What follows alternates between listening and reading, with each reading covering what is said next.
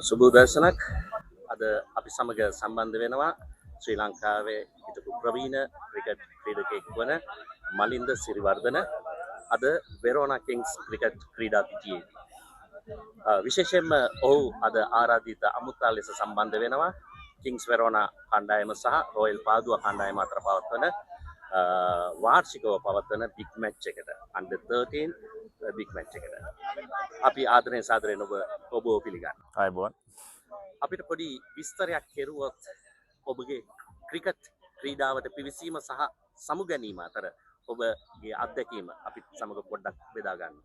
ඔව් මම ජාතික කණ්ඩායමට එකතු වුණේ 2015 අවුරුද්දේ. ඒතකන් මම ලංකාවේ පළමු පෙළ තරඟ ක්‍රීඩා කරා. අවුරුදු 11ක් වය කාලයක් ලංකාවට සෙල්ලම් කරන කලින් පළමු පෙළ සෙල්ලම් කරා. ඊට පස්සේ අවුරුදු 4ක් මම නැෂනල් ටීම් එකට සෙල්ලම් කරා ඉන් ඇන්ඩ් අවුට්. 2019 වර්ල්ඩ් කප් එකයි ඒෂියා කප් සහ 2020 ලෝක කුසලාට සහභාගී වුණා. එතනින් එහාට 2019 වර්ල්ඩ් කප් එකෙන් පස්සේ මම රිටයර් වුණා. ඔව් මම හිතන්නේ ටෙස්ට් ක්‍රිකට් ක්‍රීඩාවේ ස්ථානයක් ලබා ගැනීම සහ එම ටෙස්ට් ක්‍රිකට් ක්‍රීඩාවට පිවිසීමම ඔබ ලැබූ විශාල ජයග්‍රහණයක් ශ්‍රී ලංකාව වෙනුවෙන්. නමුත් ටෙස්ට් ක්‍රිකට් ක්‍රීඩාවයි T20 කියන්නේ හාත්පසින්ම වෙනස් ක්‍රීඩා සංකල්ප දෙකක්. ඔබ කොහොමද ඒකට ඔබගේ අත්දැකීම්? ඔව් ඒක මෙහෙමයි. ඒක මම අවුරුදු 11ක් පළමු පෙළ තරඟ කරපු හින්දා ඒ අවුරුදු 11 ලැබපු අත්දැකීම් එක්ක මොකද ඒ අවුරුදු 11 දීම 3 දින තරඟ වන් ඩේස් ඒ වගේම 20 තරඟ හැම එකම ක්‍රීඩා කරා. ඉතින් මගේ ක්‍රීඩා විලාසය ගොඩක් වෙනස් වෙන්නේ නැහැ. ටෙස්ට් තරඟ විතරයි පොඩ්ඩක් මන්දගාමී වෙන්නේ. T20 සහ වන් ඩේස් කියන්නේ පොඩ්ඩක් එක වගේ එක සමාන්තරව යන තරඟයක්. ඉතින් ලොකු වෙනසක් වෙන්නේ නැහැ. මම ඉතින් ටෙස්ට් එකට එනකොට පොඩ්ඩක් මම ඔළුව හදා ගන්න ඕනේ. මෙතනට එන්නේ මේ වැඩේ මම කරන්න මේ මගේ රෝල් එක. ඒ විදිහට සෙල්ලම් කරන මම ඔළුව හදාන් ආවන් පස්සේ මට ඒක කරන්න පුළුවන්.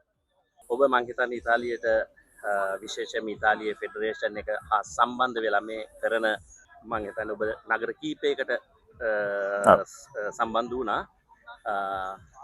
ඔබට මොනවද හිතෙන්නේ ලාංකික අය මෙහි ඉපදිච්ච දරුවෝ දැන් කොහෙවත් මෙහි රටේ නොතිබුණු ක්‍රීඩාවකට දැන් ඇලුම් කරනවා. ඔබට මොකද්ද ඒ ගැන සිතෙන්නේ? මුලින්ම කියනවා ලංකාවේ කිව්වන් පස්සේ ක්‍රිකට් කොහොමද ඇගේ තියෙනවා. ලංකාවේ අය කොහේ හිටියත් ලෝකේ කොහේ හිටියත් මම හිතන්නේ පොඩි ළමයන්ගේ ක්‍රිකට් කියන දේ නැති වෙන්නේ නැහැ.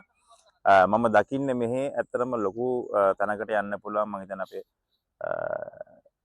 මෙහි ඉන්න ශ්‍රී ලාංකිකයෝ හැමෝටම මම දැක්කේ හැමතැනම ගිය හැමතැනම දැක්කේ එයාලට හොඳ ටැලන්ට් එකක් තියෙනවා.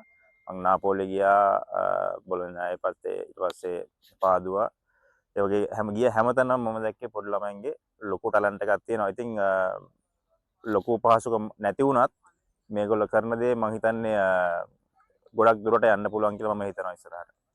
ඔව් ඔබ තවමත් තරුණ වියේ සිටියේදී ජාත්‍යන්තර ක්‍රිකට් තරඟවලින් ඔබ සමු ගන්නවා. එය මම හිතන්නේ රටක් හැටියට අපිටත් ශ්‍රී ලංකා ක්‍රිකට් එකටත් විශාල පාඩුවක්. ඔබ ලැබපු අත්දැකීම් අද කුඩා දරුවන්ට ඔබ මොනවද දෙන උපදෙස? විශේෂයෙන්ම අද 13 15 ක්‍රීඩා තරඟයක් මෙතන පැවැත්වෙනවා. ඔවුන් වෙනුවෙන් ඔබට දෙන්න පුළුවන් උපදෙස මොකක්ද? ඔව් මම දැන් මීට කලින් කතා කරා ටීම් එකක් එක්ක. ඉතින් ඒගොල්ලන්ට මම කිව්වේ පොඩි කාලේදී ඉගෙන ගන්න දේ මුලින්ම කියලා දෙන දේවල් හරියට අහන්න. මේ කාලේ ඇඟට දාගන්න දේවල් තමයි ඉස්සරහට අපි අරන් යන්නේ. ඒ වගේම ඩිසිප්ලින් ඒ වගේම හાર્ඩ් වර්ක් කියන දෙක අනිවාර්යෙන් අවශ්‍යයි. මම ඒකට මේ කතා කරද්දි කිව්ව දෙයක්. ඒ වගේම දැන් මේ පටන් ගන්න තැන බේසික්ස් ටික හරියට කරගත්තොත් ඔයාලට ඉස්සරහට අමාරු වෙන්නේ නැහැ කියන එක තමයි මම ඒගොල්ලන්ට එතන කිව්වේ.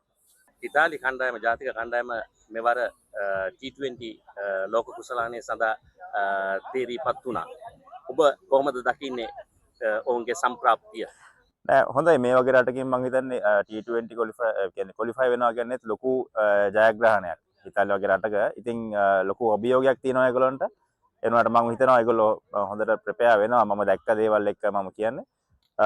හොඳ තරගයක් දෙන්න පුළුවන් වෙයි මම හිතන්නේ අනිත් රටවල් වලට. ඔව් අපි අවසාන වශයෙන් ඔබගෙන් ඇහැව්වොත් ඔබගේ අනාගත බලාපොරොත්තුව සම්පූර්ණයෙන් ක්‍රිකට් ක්‍රීඩාවෙන් ඈත් වෙනවද ඔබගේ වෙනත් බලාපොරොත්තු මොනවා හෝ තිබෙනවද නෑ ක්‍රිකට් වලින් ඈත් වෙන එකක් නැති වෙයි ගොඩක් දුරට අඩු ගන්න කෝචින් පැත්තට මම යන්න හිතාගෙන ඉන්නවා ඒ වගේම මගේ තව වෙනම ව්‍යාපාර කීපයක් තියෙනවා ඒකත් කරගෙන යන ගමන් බැලන්ස් එක යන්න තමයි හිතාගෙන ඉන්නේ ඔව් මිලින්ද සිරිවර්ධන අපි ඔබට සුභාශිංසන ප්‍රාර්ථනා කරනවා ඔබගේ අනාගතයට සහ විශේෂයෙන් අපි ස්තුතිවන්ත වෙනවා ඔබගේ අද මෙම පැමිණීම බොහොම ස්තුතියි thank you